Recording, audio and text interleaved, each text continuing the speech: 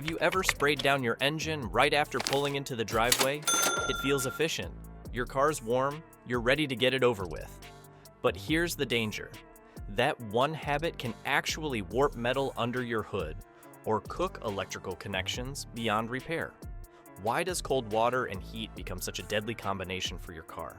Stick around, because I'll break down the science of this hidden killer and reveal the safest, fastest way to avoid thousands in damage. Before we move on, please take a moment to subscribe to the channel and like the video. Have you ever poured ice water into a glass that came straight out of the dishwasher only to watch the glass shatter? That exact same principle happens inside your engine bay, except the stakes are far more expensive. When cold water suddenly meets hot metal or plastic, the materials contract and expand so quickly that they're pushed past their design limits. It doesn't sound like a big deal when you're just trying to wash off some dirt, but the damage doesn't show itself in stains or smudges. It happens deep inside the structure of the parts themselves. At first glance, spraying the engine down with water seems harmless. The grime rinses away, things look spotless, and you feel like you've done your car a favor. But inside the engine bay, every surface has been soaking up heat during your drive. Aluminum expands as it heats, plastics soften, and rubber components adjust to the temperature. When you hit them with a blast of cold water, the sudden change shocks those materials. Think of it as taking a piece of steel, heating it until it's glowing, and then dropping it in an ice bath. To the eye, the steel still looks strong, but hidden stress lines form immediately.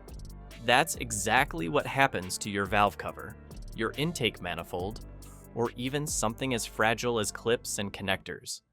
Manufacturers design these parts to endure high operating temperatures. A manifold is meant to channel hot exhaust gases, and a valve cover sits right on top of the engine where oil splashes under extreme heat. They're built to handle gradual temperature swings and constant warmth. But what they're not designed for is extreme shock cooling. That single action can warp surfaces ever so slightly and push tolerances out of alignment. One warped manifold could leave you with a repair bill between $800 and $1,500. A timing cover that develops hairline cracks may start seeping oil, which slowly drips down and contaminates belts or surrounding components. That repair not only costs hundreds more, but it can also trigger cascading failures as belts lose grip or wiring gets soaked in oil. Now add water into areas that are not supposed to see any. Spark plug wells are notorious for trapping moisture, and so are seams where two surfaces join. Once water squeezes itself into those hidden spaces, it doesn't just dry up. It lingers, creeping into electrical connectors or corroding metal out of sight. Weeks later, you might notice your car refusing to start smoothly. A blown fuse, a coil pack shorting out, or corrosion in a connector may suddenly appear. And by then, you've forgotten the quick wash that caused the issue. This is why so many owners are surprised by random failures after what looked like routine cleaning. Electrical components are especially vulnerable. A control module that runs fine one day can fry the moment corroded contacts complete the wrong circuit. Even something as simple as a headlight relay can get knocked out if moisture has tracked its way inside the harness. It doesn't take gallons of water, just a fine mist forced under pressure into sensitive nooks. By the time the problem shows itself, damage has multiplied throughout the system. That's the dangerous part. It almost never happens instantly. You usually don't see smoke or broken plastic right after rinsing. The fractures, the weakened seals, the tiny shorts, they all add up quietly. The engine bay looks clean to the eye, but what you've really done is create a ticking repair bill that may appear in a week, a month, or even longer. The dirt was never the real threat. The killer is invisible. The hidden cracks and compromised electronics caused by rushing the job. And it all circles back to one key question. How long should you actually wait for your engine to cool before it's even safe to begin cleaning? It almost sounds too easy, doesn't it? Just let the engine rest before you do any cleaning. But But how long is enough to make it safe? Most car owners assume that 15 or 20 minutes is plenty of time. The hood feels cool, the air under it doesn't burn your hand, and on the surface it seems like you're in the clear. But here's the problem. What your hands can feel is only the outer layer, and beneath it, those critical parts are still holding on to damaging levels of heat. Think about the sections of your engine that you don't really see. Spark plug wells are buried deep inside the head and insulated by thick metal. Ignition coils sit above them, soaking in that heat like little ovens. Those areas don't cool as quickly as the metal on top. When people rush to spray things once the hood feels comfortable, they're still hammering those components with a shock of cold water while they're blazing hot internally. That false sense of safety is exactly why so many end up with electrical shorts, cracked plastic housings, or mysterious no-start issues after a wash they thought was harmless. Professional detailers and mechanics understand this better than anyone. You'll hear many recommend letting the engine sit for at least 1 hour before attempting to clean it.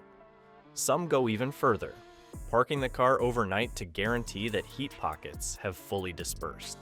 That may sound excessive, but when you compare that wait time against the cost of replacing a ruined intake manifold or alternator, suddenly the idea of patience doesn't feel extreme at all. Time becomes the cheapest insurance policy you can buy. Technicians often check certain points in the engine bay to know when it's truly safe. A common trick is touching the coolant hoses or the intake manifold itself. Those parts hold temperature far longer than the hood or fenders. If they're still radiating noticeable warmth, then the vulnerable electronics buried beside them are still at risk. You might not have a fancy infrared thermometer lying around, but even using those checkpoints as a guideline puts you ahead of most casual owners who make decisions based only on how cool the hood feels. A good way to picture it is by thinking about baking. When you pull cookies out of an oven, the tray feels hot but will cool quickly once it's in the open air. Bite into a cookie too soon though, and the inside scorches your mouth because it's still holding heat. Engines behave almost exactly like that. The outer surfaces interact with air and shed heat faster, while the interior areas remain unstable for much longer. Spraying water on them prematurely is like dumping freezing water on a tray of half-baked cookies. You destroy the integrity from the inside out, even if the outside looked ready. Patience does more than lower surface temperature. It allows excess vapors from coolant, oil, and rubber gaskets to clear out. It gives electrical connectors time to return to normal resistance levels instead of fluctuating under high heat. It provides plastics and seals a chance to relax after expanding, so they don't suddenly shrink against a cold spray and fracture. Every minute that passes after you shut off the engine gives the bay a chance to stabilize, lowering the odds of expensive failures hiding beneath a shiny wash. The real danger when cleaning an engine bay isn't the dirt sitting on the surface. It's the urge to spray it down before the engine has cooled enough to handle it safely. A shiny cover means nothing if heat shock and trapped moisture are already setting up problems you can't see. Waiting 1 full hour may feel excessive, but compare that to a $2,000 bill for a warped manifold or fried alternator. Suddenly, patience isn't wasted time, it's prevention. So next time you park after a drive, remember this: the cheapest and most powerful tool you own is time itself.